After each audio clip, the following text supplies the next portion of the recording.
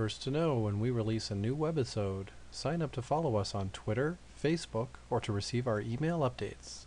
See details at www.hivtalkshow.com. So I've talked to you about what it was like in the prison system, and you've talked about when you first met Shane, and she was your pre-release coordinator, and how she helped transition you from the prison system, or camp, did I get it right? Yeah. Camp to the real world.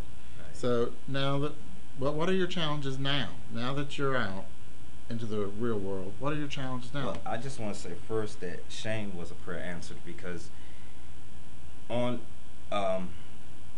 as they call it, short time in prison is when your days get short. You know, you're like 3 or 6 months, you know, to get out. I knew that everything that I had established before I got locked up was no longer in existence. I knew that everything now was from ground zero. So I just didn't know what I was going to do or where I was. All I knew, I was just going to get out there and apply myself. However it comes out, it just, you know. But Shane came into the picture, and when I met her, she just had so much information and so much resource. You know, because at first I was reluctant. I was like, okay, this is just a protocol with the Department of Correction to say that, well, we did our job. But she was just so resourceful. And even to after I got out, just the connection that we made and kept. And I can say that she's not one of those that once she gets you out the door, that's it. You know, she's constantly, if you're applying yourself with her, she will apply herself with you. You know, and that's what I love about her. You know, as long as I was informing her what was going on, and she was, you know, calling me back, you know, and seeing how was I adjusting, and when she gave me the application for the Georgia Community Planning Group, and it went through, and she saw me at the first meeting, she was like, I didn't recognize him at the first meeting. Really? She always saw me in my Well, I hadn't stripes seen and him my for, whites. what, 6-7 months at that point, Yeah. even though I had spoken with him. Because I do follow the people for a year after they get released. You know, I'll call periodically, how are you doing? And they can, of course, call me. They have an 800 number, and I think Antonio called me and said he was doing well. But I did not recognize him when he came up to me and he said, hello, Miss Renzi. I think he called me Miss Renzi, because in the prison system, of course, I'm Miss Renzi. And it took me a minute, because I was used to seeing him in uniform, you know, the white and the stripes. And then it hit me. And they really do the stripes? I thought it was Trust me, orange. you know, I the looked blue good in my stripes now, because I kept them pressed, and then Yeah. even till they don't like. Are they you to really throw- striped? Well, they have a stripe down the side of the leg. Yeah, white. Yeah. They're white with They're the white blue stripe. with the blue stripe. Oh, There's I not thought they a were whole bunch orange. of stripes. I thought they went to orange. That's No, the jails. that's the jail. That's the jails. Yeah. Okay. So I didn't recognize him at the first meeting, and I got a chance to see how, and he had been doing great. I mean, he got out and started his medication regime. You know, it never stopped. Kept his appointment? He kept his appointment. I've been on the Georgia Community Planning Group board as an agency rep for the Georgia Department of Correction for about 3.5 years now, 4 years now. And, you know, he doesn't represent corrections. He represents the community. But as a formerly incarcerated individual, you know, that is part of the community. So this group is about community people getting together and discussing, you know, how are we going to plan to help prevent this disease? You know, where do we want to see programs? Where do we want to have, you know, funding go? You know, how do we want to follow the epidemiology chart? I mean, where does this need to go? And he's part of that community planning now.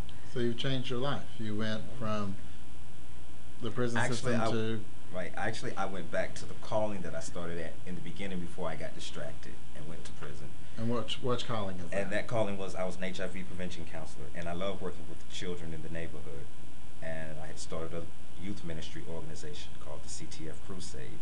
And, you know, over the years, when you're doing something on your own, you know, you don't really get the backup and finance that you need to support yourself. But every little bit that I was doing was a help, because it was educating the young people in the community.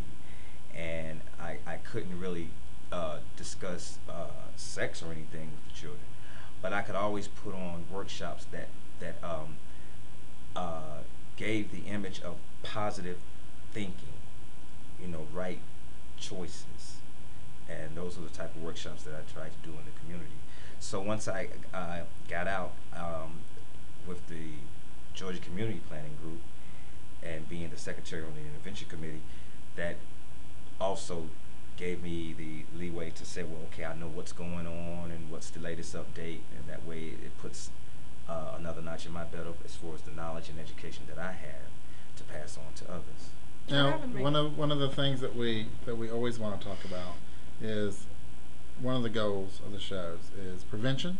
Mm-hmm. One of the goals of the shows are to get people into care, get tested, get into care, and the third is to stay in care, be a life survivor. I think I might. Can I steal that from you? I might just. I have to trademark that. A life survivor. I think that's wonderful. What would you, Shane, want to tell people today? What do you want them to know? Well, we get people in care and corrections, and I guess my standpoint is it's so important to keep them in care, and doing that with reentry really does require the community. And we've got some great clinics out there. I've worked with them, and they do a great job. But keeping people in care, we may get them in care, but keeping people in care and from corrections to community really means more than just going to the clinic. That may mean picking up, helping with transportation, helping with housing, helping with a job. Because keeping people in care means keeping them a whole person. It's really, even for myself, it's hard for me to think about, do I need to take this, or do I have a headache or whatever, if I don't have a roof over my head and food in my stomach and a job to go to. So keeping people in care means more than just the clinic. But corrections does a great job, I think, of getting people in care. They're doing every day a better and better job of keeping them in care by doing that reentry transition. And having you. And hopefully having me. You're the angel. So Antonio, you're a life survivor. Tell everyone out there what you want to tell them. What's the most important things they need to focus on? First, love for yourself.